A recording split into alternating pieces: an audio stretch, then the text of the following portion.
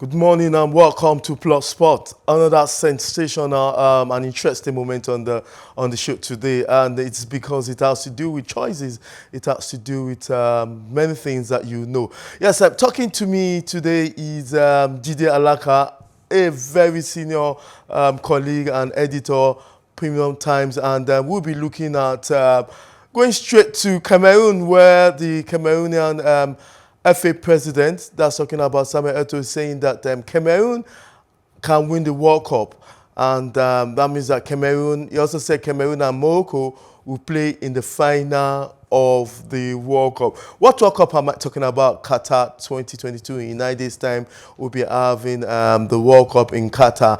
And Samuel Eto'o, 4 times African Footballer of the Year, has admitted, he said that Cameroon can win the World Cup, and in the final it will be between Cameroon and Morocco.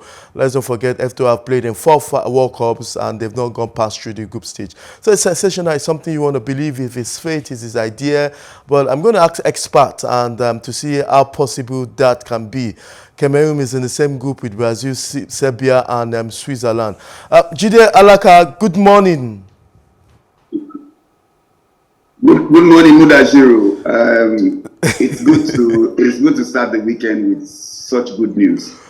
Yeah, because the news has been, people. I don't know where he's getting his techniques, his faith. If I'm going to use that word, is the strong will that Cameroon, that has only been to the quarterfinal in 1990, the World Cup, is going to win the World Cup in Qatar 2022. This is not funny. He said it, and you are an expert in football.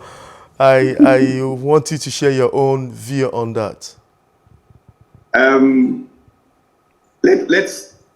take it as just psychology for his team, really. We can predict some things to a certain extent, and Samuel Eto'o being Samuel Eto'o, that we've known throughout his career. Before he became the boss of Cameroon football, has been known to say things over time. So basically, like I always say, he has his own opinion and he can voice those opinions. Who am I to say that Cameroon won't win the World Cup? But the statistics at our own that we have and the history of the tournament tells us that Cameroon may not even get out of their group, basically. So every one of the characters in the armory of a football manager or a football administrator is to continuously give hope to the side. And just like they escaped, everyone thought they wouldn't even qualify for the World Cup after losing the first leg to Algeria. But they provided a minor miracle in Algiers and qualified for Qatar. If you look at Cameroon's squad, compared, let's say, to Brazil, do you think, in anybody's wildest imaginations, if anything, but anything can happen in football, like I always say, it's 11 against 11. Cameroon has gone ahead to beat Argentina before at the World Cup. So anything can happen, but like I said, based on statistics and history, I think this is just a game. Yes, I also want to stay on you on the fact that the miracle comeback of the Cameroonian side in the World Cup qualifiers against Algeria, it's something that can propel one to believe and to dream, because I think the goal came in the 9th minute of that game. But do you see Cameroon qualifying out of that group stage? And why did they have to make it a final with Morocco? It seems, is Morocco also having that belief? I'm wondering, do you think we'll ever see final of all African team in the final of the World Cup? Muda, like I said, we can wish for many things, and this is part of our wishes also. I wish that an African team would win the World Cup, which will help put more light on African players in quote. But we have to be realistic also. Is this Cameroonian team, let's just forget Cameroon in the past, this Cameroonian team, and you say that you look at that team and say, oh, who can make a difference in this team? How many people can you point to, really? How many people can you really point to and say, oh, this person is world class, oh, this person is world class? Let's look at the spine of the team. Maybe you pick out the goalkeeper. Okay. And then, yeah, the captain has invited some of Eto'o's confidence boosters, because he has already said that it's because he has not played in a big team that he's actually better than Mohamed Salah. So we have people like that in that team. But look at the spine of that team, and you think that, let's even talk about getting out of that group first. That group. Not to talk about getting to the final and playing against Morocco. Can Cameroon get out of their group? We have Serbia, we have Switzerland, and that's what I'm saying. Can they get out of that group? Will they get out of that group? Well, against Serbia and Switzerland, they probably might be the second team apart from Brazil to come out of the group. That's what I'm saying. So, you know, let's give, and like I said, it's not a given. Let's say that Brazil beats Cameroon. Okay. Are we saying that Cameroon is at par with Switzerland and Serbia right now to get a result against those two countries? Realistically, with what we already have on ground now, it's 9 days to the beginning of the World Cup. Not much will change again. So for me, that's what I'm saying. To be realistic, I do not think. Okay, like I said, I would love to be proved. I would like to be proved wrong. Yes, I guess we still have Jide Alaka, who has been talking to us on the recent statement of Samuel Eto'o, who said that Cameroon and Morocco will be at the finals of the World Cup. Samuel Eto'o, who is 4 times African Player of the Year, has played for Barcelona, has played for Chelsea, also for Inter Milan, said that Cameroon and Morocco will be at the final of the Qatar. Thank you very much for holding on to us, Jide. So your final word on that, because it seems a big impossibility. The world is not going to agree. The bookmakers, the statisticians, nobody is going to be. Maybe do you think Cameroonians will agree with him? Finally on that topic. Like I mentioned earlier, it is okay for him to say this. If he's trying to, but do you think Cameroonians will be with him on that? Or I'm not Cameroonian. I don't know.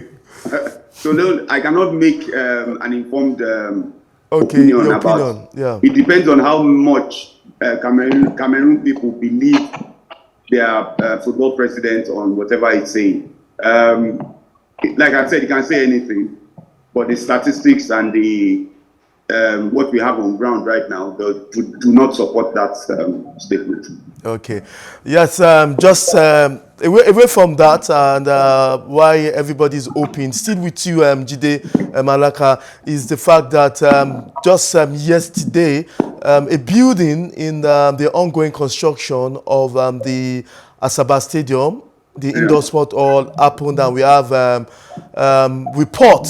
unconfirmed report of 3 persons dead, and it's been something that perhaps will put the mind of those coming to the festival not at rest. But the Commissioner of Information, Charles Anagu, said that there have no reported person dead, and there was just a minor injury on that. Today, why are we always at a rush? Because we know that the festival is in some days' time. Why are we always at a rush or late preparedness for events? Yeah, Mudajiro, it's not only in Nigeria that it happens. Oh, okay. Even right now, with just 9 days to the start of the Qatar World Cup, there is still constructions going on. Basically, the thing is, if you award this kind of events or festivals to, let's say, states that do not have installed capacity, okay, we're always going to have things like this happen. So the only thing to pray for is that there are no deaths. Also, one thing we should also consider is we cannot just build a stadium or whatever facility it is and make it open to a competition on the day without testing it. So that's my real fear right now. Are we just going to build to the last minute and then bring people into that place? We're not going to test with anything. So if you remember, when the Adamasingba Stadium was opened, Mudashiru, you will remember that there was a heavy rain and it burst through into the stands and everything. We all saw that. Which made for, yes, the contractor to have to do something else on that stadium to make it ready. Okay. So that's my own fear. If we just get this thing ready for opening day and then something like this happens, we're going to have more people at risk of getting. Okay, Jide, I'll allow you hold on to your thought while we go for the track of the Commissioner of Information, Charles Anagu, saying that confirming the incident, but no death was lost.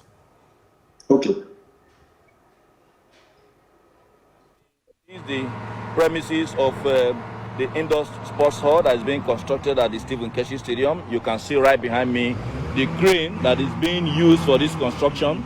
It just happened that the operator could not properly align the lift while he was trying to take up some very heavy duty equipment up the particular floor, and it fell on the wall, and that led it to crash, as you've seen right here.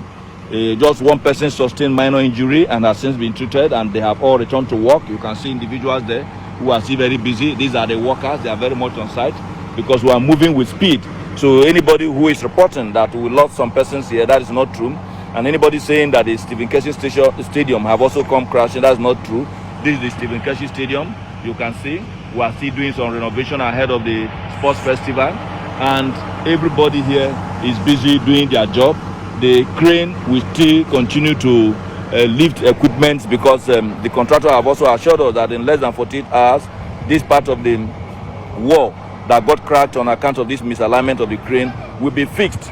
So please discountenance any report stating that individuals passed on or died on account of this minor accident that happened at the venue of this particular construction. It's a construction site, and so that's. Yes, thank you very much. Jide Alaka, we want to appreciate your time. Hope, yes, we want to appreciate your time and an honor for always admitting and accepting our request to be part of the show. And thank you for your in-depth analysis and your objectiveness. I have to say that you're always objective, and I appreciate you for that. Thank you very much, Jide Alaka. Thank you very much, Muda. Thank you very much. Yeah, Jide Alaka is a senior, is an editor in Premium Times, a well-known sport writer with so much publication to his name. Yes, that's all we could take on to this show. I'm still Mudashiru. Thanks for watching. And don't forget to stay on later today at 6:30. We'll be giving you the latest development in the world of sport. Bye for now.